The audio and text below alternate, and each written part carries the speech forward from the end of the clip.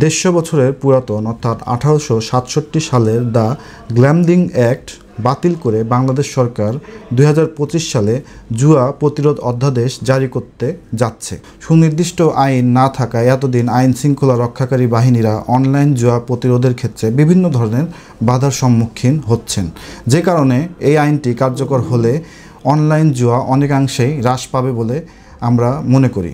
এছাড়াও এই নতুন অধ্যাদেশে ম্যাচ ফিক্সিং বা পাতানো খেলা বা স্পট ফিক্সিংয়ের বিষয়টিও গুরুত্ব সহকারে দেখা হয়েছে।